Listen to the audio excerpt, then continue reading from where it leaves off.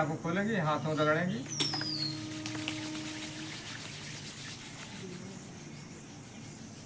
आप कुछ अनुभव बताए भाई जिनको नहीं हुआ था। अभी नहीं हुआ, मस्तिष्क में कहाँ हुआ बेटा? मस्तिष्क में, मस्तिष्क में। देखिए जब योग में बैठा करिए तो सारी बातें और सारी खुशियाँ और सारे गुस्सा थोड़ा बाहर निकाल दिया करो शरीर से। एक यही समय होता है योग का। तब उन्होंने यही संदेश दिया था कि अपने माइंड को कंट्रोल करिए, दिमाग को शांत करिए। जब तक दिमाग नहीं शांत होगा आप अच्छा नहीं सोच सकते हैं, ना तो अच्छा कर सकते हैं।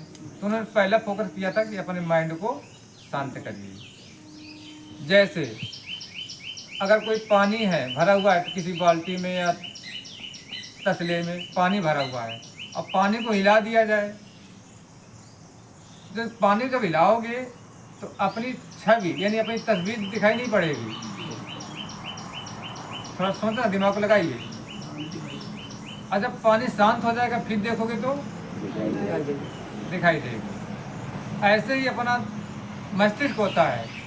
जब मस्तिष्क में हलचल होती है किसी प्रकार की, गलत सोचें होती हैं, किसी से बदला लेने की भावना होती है, तो हमको अच्छा दिखता है नहीं है। कोई कितना भी अच्छा समझाए, कितना भी अच्छा बताए, वो अच्छा लगेगा ही नहीं। कब? जब मस्तिष्क में हलचल होगी। और एक बार मस्तिष्क शांत करके देखिए कि नहीं ये बंदा हमारे लिए क्या करना चाहता है, ये हमको क्या बताना चाहते हैं, ये हमको क्या समझाना चाहते हैं। अपने आप आपको समझ में आ जाएगा कि नहीं हमारे लिए हितकारी है कि अहितकारी है। हित और अहित दो शब्द आए। हित माने क्या होता है? हित माने जो हमारे भलाई के लिए हो, और अहित माने जो हमारी बुराई के लिए हो। तो आपको जब शांत मन से सोचोगे तो तब सब कुछ समझ में आ जाएगा। और अगर मन में मस्तिष्क में कोई हलचल है तो वही कहानी होगी कि जैसे पानी को हिला दो, अपनी तस्वीर नहीं देख पाओगे। अब पानी को थोड़ी देर के लिए शांत कर दो, आपकी तस्वीर दिख जाएगी। ऐसे ही हम लोग दर्शन करने आते हैं, मन में हलचल है, चल क्या कर देंगे, फूल चढ़ा देंगे, बम भोले बोल देंगे, जल चढ़ा देंगे। लेकिन जो हमारी मन से जो कनेक्ट होना चाहिए ईश्वर से, तो हम मन से कनेक्ट नहीं हो पाते हैं। और जब तक मन से कनेक्ट नहीं होंगे तो पूजा प्रार्थना सब कुछ बेकार है। जब हम कोई भी मेडिसिन खाते हैं, दवा खाते हैं, तो क्या सोच के खाते हैं? जब दवा खाई जाती है, कुछ बीमार होते हैं तो क्या सोचते हैं कि हम स्वस्थ ना हो। ऐसा सुख दवा खाते हो? दवा खाते हैं कि हम जल्दी ठीक हो जाए। तो 50% अपनी सोच नहीं है तो वो दवा भी बेकार हो जाती है। और जब दवा बेकार होती है तो कहते हैं कि दवा जब बेकार है तो दुआ काम आती है। अगर दवा भी काम करना बंद कर दे तो फिर दुआएं काम आती हैं। जब आप लोग किसी से राम राम करते हो, राधे राधे कहते हो, ठीक, उसकी भावनाएं बदलती हैं कि चलो बहुत अच्छा है ये, बड़े हैं तो जरूर सोचेंगे अच्छा लड़का है, संस्कार अच्छे हैं, बढ़िया रहे। किसी के पैर छूते हो, आयुष्मान हो, खुश रहो, दीर्घायु हो, शिक्षावान बनो, गुणवान बनो, संस्कारवान बनो, कुछ बोलेगा वो इंसान। तो ये क्या है? ये दुआएं हैं। तो हमको प्रयास करना चाहिए कि इसी मुख से हम दो शब्द मीठे बोल करके दुआएं ले सकते हैं।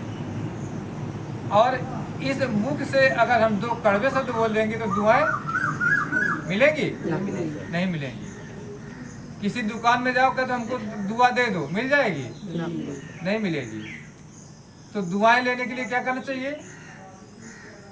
अच्छी सोच के साथ अपने बड़े बुजुर्गों का अच्छा सम्मान करना चाहिए, उनकी बातें मानना चाहिए। और जो भी बड़े बुजुर्ग होंगे कभी गलत नहीं सिखाएंगे आपको।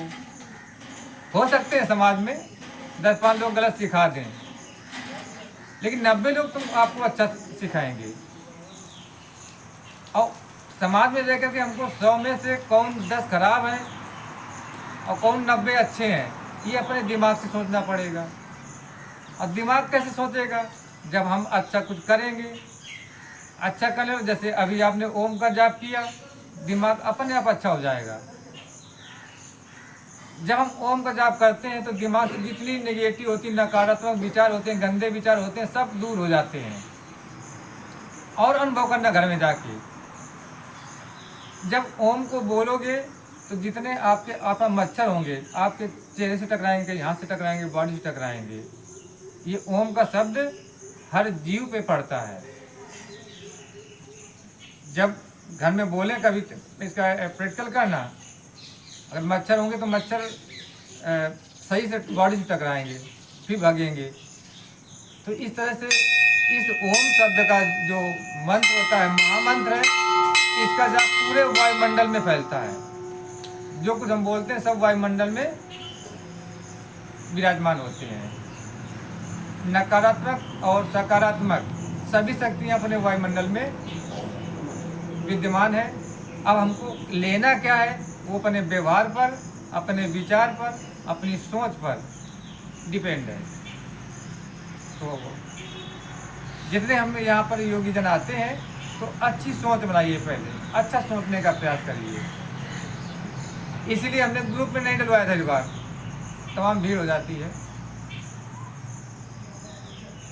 नेक लोग आए, अच्छे लोग आए, जो सीखने वाले हैं वो लोग आए। सबको अच्छा नहीं किया जा सकता है, सबको अच्छा नहीं किया जा सकता है। जब भगवान राम थे उस समय जो अच्छी आत्माएं थी उनके साथ जुड़ गई थी, तब भी राक्षस थे, ठीक नहीं? भगवान कृष्ण के कार्यकाल में ये जो अच्छी आत्माएं थी, अच्छे लोग थे, उनके साथ जुड़ गए थे। और जो बुरी आत्माएं थी, बुरे लोग थे, वो उनसे लड़ रहे थे।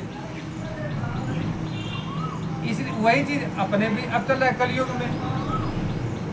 आपके बीच में अच्छे लोग हैं, अच्छे लोग को हम भगवान कह सकते हैं, उनको ही देवता कह सकते हैं, अच्छे इंसान कह सकते हैं। लेकिन अब हम कैसी आत्मा बने, ये हमको सोचना है। जो अच्छे और बुरे की पहचान सीख जाए वही देवता है और वही दानव है। जो बुरे काम करे दानव, जो अच्छे काम करे देवता। जो अच्छे लोगों के साथ में रहे, अच्छे लोगों के समर्थन में रहे, अच्छे लोगों का सत्संग करे, वो देवता। जो बुराइयों की ओर जाए, नशा पत्ती करे, चोरी करे, किसी को बुरी नजर से देखे,